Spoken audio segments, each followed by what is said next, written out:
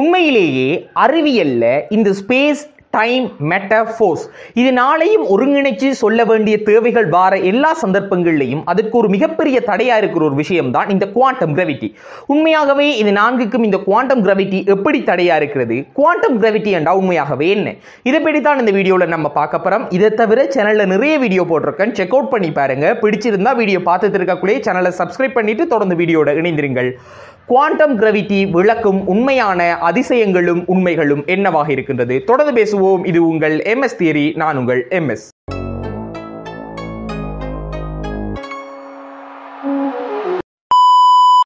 20ஆம் நூற்றாண்டுன்றது அறிவியல் உலகத்துக்கு மிகவும் ஒரு முக்கியமான நூற்றாண்டாக இருக்கு. ஏனென்றா அறிவியல்ல மிக முக்கியமா 2 தியரி சொல்லப்படுது. முதலாவது ஜெனரல் ரிலேட்டிவிட்டி தியரி, அடுத்தது இந்த குவாண்டம் மெக்கானிக்ஸ். இது ரெண்டுமே ஒரு முக்கியமான விடயமா கருதப்பட்டாலும் இது 2 அடிப்படையும் வேறு வேறா இருக்கிறது தான் இது ரெண்டையும் கம்பைன் பண்ணி பார்க்கக்குள்ள ஒரு பிரச்சனையா இருக்கிறதுக்கு ஒரு முக்கியமான காரணம். 1930ஆம் ஆண்டுல இந்த ஜெனரல் ரிலேட்டிவிட்டி தியரி உருவாக்கப்படுது. இதை தொடர்ந்து இந்த குவாண்டம் மெக்கானிக்ஸ் பற்றிய கருத்துக்கள் சொல்லப்படுது. இது ரெண்டையும் இணைக்கக்குள்ளதான் மிகப்பெரிய பிரச்சனைகள் எல்லாம் இப்பத்திய காலகட்டங்களில் வந்து கொண்டிருக்கு.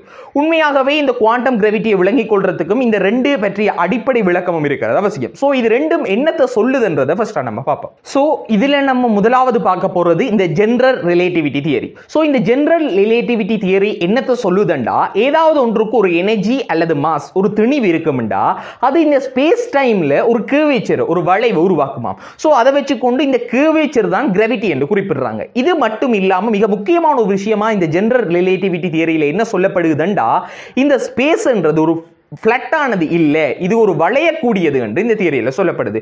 சோ இப்படியான சில முக்கியமான தகவல்களையும் ஸ்பேஸையும் டைமையும் ஒருங்கிணைச்சு ஒரு முக்கியமான விஷயத்தை சொல்றது தான் இந்த ஜெனரல் ரிலேட்டிவிட்டி தியரி.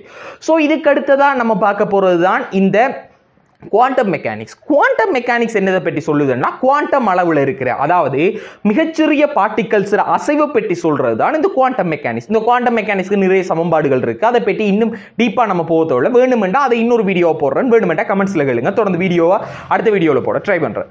சோ இந்த குவாண்டம் மெக்கானிக்ஸ் என்ன சொல்லுதுன்னா இந்த ஸ்பேஸ்ன்றது ஒரு தட்டையானது, இது வளைய முடியாதது என்று இந்த ஜெனரல் ரிலேட்டிவிட்டி தியரியும் இந்த குவாண்டம் மெக்கானிக்ஸும் எதிரெதிரான கருத்துக்களை முன்வைக்கிறது தான் இந்த குவாண்டம் மெக்கானிக்ஸ் இந்த ரிலேட்டிவிட்டி தியரியையும் ஒன்றா இணைக்கக்குள்ள வார மிகப்பெரிய பிரச்சனையா இருக்குது. இப்ப முதலாவதா இந்த ஸ்பேஸ் டைம் மேட்டர் ஃபோர்ஸ் இதெல்லாம் கனெக்ட் பண்றதுக்கு அடிப்படையா இந்த 2 சமன்பாடு இந்த ரிலேட்டிவிட்டி தியரியிலையும் இந்த குவாண்டம் மெக்கானிக்ஸ்லயும் இருக்கிற என்ன பிரச்சனை, இந்த ஸ்பேஸ் ஃபிளட் இல்லன்ற ஒரு கான்செப்ட் பிரச்சனையை கொடுக்குது பார்த்துட்டோம்.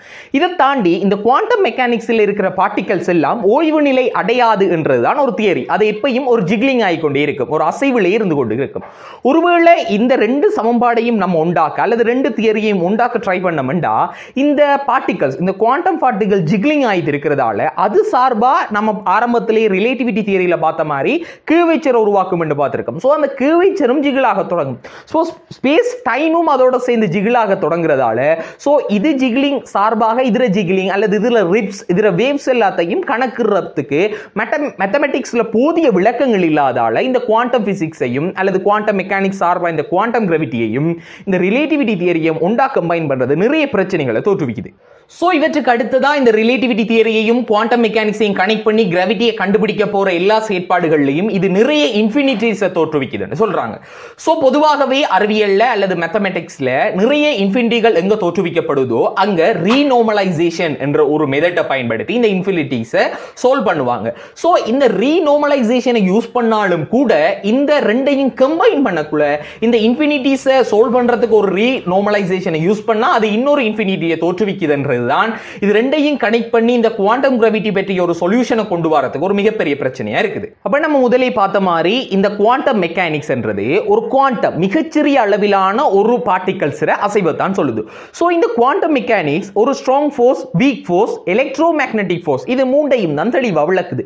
அது மூண்டையும் தெளிவா விளக்குனதுக்கு ஏன் கிராவிட்டியை விளக்க முடியுது இல்லைன்னு சொன்னா இந்த நான் சொன்ன strong force, week force, electro magnetic force இது மூண்டுக்கும் ஒரு குவாண்டம் பார்ட்டிகல்ஸ் இருக்குது. சோ அதை வச்சுக்கொண்டு இந்த ரிலேட்டிவிட்டி தியரியையும் குவாண்டம் பிசிக்ஸையும் ஒன்றா இணைக்கக்குள்ள அல்லது குவாண்டம் மெக்கானிக்ஸையும் ஒன்றா கம்பைன் பண்ணி பார்க்கக்குள்ள அதுக்கு ஒரு இலகுவா ஒரு சொல்யூஷன் கண்டுபிடிக்கக்கூடியதா இருக்கு. ஏனென்றா அதுக்கு ஒரு குவாண்டம் பார்ட்டிகல்ஸ் இருக்குது. அந்த குவாண்டம் பார்ட்டிகல்ஸ் மாதிரி கிராவிட்டிக்கு ஒரு குவாண்டம் பார்ட்டிகல் இல்ல. கிராவிட்டி என்றது ஒரு கர்வேச்சர், ஒரு வளைவு மட்டும்தான், ஒரு திணிவால தோற்றுவிக்கக்கூடிய ஒரு வளைவு என்றுதான் அதை இந்த மெக்கானிக்ஸ், அதாவது குவாண்டம் மெக்கானிக்ஸ்ல சொல்லப்படுது. சோ அதை வச்சுக்கொண்டு கிராவிட்டோன் என்ற ஒரு பார்ட்டிகல் இதுக்கு இல்லாததால காரணத்தால தான் குவாண்டம் மெக்கானிக்ஸால இந்த கிராவிட்டியை ஒரு தெளிவா விளக்க முடியாம அல்லது குவாண்டம் கிராவிட்டி ஒன்றை உருவாக்க முடியாம இருக்கிறதுக்கு காரணம் குவாண்டம் பார்ட்டிகல்ஸ், அதாவது இந்த கிராவிட்டிக்குரிய குவாண்டம் பார்ட்டிகல்ஸ் இல்லாம இருக்கிறது தான் ஒரு மிகப்பெரிய பிரச்சனையா இருக்குது. சோ இவற்றையெல்லாம் தாண்டி நம்ம சொன்ன மாதிரி கிராவிட்டி என்றது இப்ப வரைக்கும் ஒரு மிகவும் நலிவான ஒரு விசை. சோ அது மிகவும் நலிவான ஒன்று என்ற காரணத்தால் அதுல குவாண்டம் பார்ட்டிகளை இன்னும் நம்மளால கண்டுபிடிக்க இயலாம இருக்குது. சோ இதுகளை தாண்டி என்ன சொல்றாங்கன்னா ஒரு ஜூபிட்டர் அளவுக்கு சென்சிபிளான ஒரு டிடெக்டரை உருவாக்கினாலும் இந்த கிராவிட்டோன், அதாவது இந்த கிராவிட்டியில குவாண்டம் பார்ட்டிகளை கண்டுபிடிக்கிறது 1 வருஷத்துக்கு மேல போகலாம்ன்றது சொல்றாங்க. சோ இப்படி ஒரு ஜூபிட்டர் அளவுக்கு ஒரு டிடெக்டரை கண்டுபிடிக்கிறது அல்லது உருவாக்குறது ஒரு சாத்தியம் இல்லாத வேலை என்று நம்மளுக்கு தெரியும். சோ இந்த காரணங்களால தான் இந்த குவாண்டம் பிசிக்ஸ் அடிப்படையையும் இந்த ரிலேட்டிவிட்டி தியரியையும் எப்பெல்லாம் இணைக்கப்படுமோ அப்பெல்லாம் இந்த குவாண்டம் கிராவிட்டி என்றது ஒரு பிரச்சனையாவே வந்து கொண்டிருக்குது. சோ இதுதான் குவாண்டம் கிராவிட்டி என்றா என்ன, இந்த குவாண்டம் கிராவிட்டி என்ன காரணத்தால மற்ற ஒன்றிலிருந்து இருந்து ஒத்து போகுதில்லை அல்லது இதுல அடிப்படையான பேசிக்கான விஷயங்கள் இதாத்தான் இருக்குது. சோ இன்னும் ஆழமா போனோம்னா இன்னும் நிறைய விஷயங்களை கதைக்கலாம். சோ அது இன்னும் கன்ஃபியூஸ் பண்ணும். சோ அதுகள் இல்லாம மேற்பரப்புல விளங்கிக் கொள்ளக்கூடிய அளவுல இலகுவான விடயங்கள் குவாண்டம் கிராவிட்டியை பற்றி இவ்வளவுதான் இருக்குது. சோ நிறைய பேர் கமெண்ட்ஸ்ல குவாண்டம் கிராவிட்டியை பற்றி கேட்டிருந்தீங்க. சோ அதுக்காக தான் இந்த வீடியோ போட்டிருக்கேன். வீடியோ உங்களுக்கு ஒரு புதிய விஷயத்தை அல்லது புதிதாக ஒரு குவாண்டம் கிராவிட்டி பற்றி ஒரு தகவலை தெரியப்படுத்தி இருந்தா வீடியோவை லைக் பண்ணிருங்க. இப்படி உங்களுக்கு அடுத்ததா என்ன வீடியோ வேணும் என்று கமெண்ட்ல லீவ் பண்ணிருங்க. சோ இன்னும் தொடர்ந்து நிறைய பேச வேண்டியிருக்கு. தொடர்ந்து பேசுவோம். இது உங்கள் MS தியரி. நான் உங்கள் MS. தொடர்ந்து இணைந்திருங்கள்.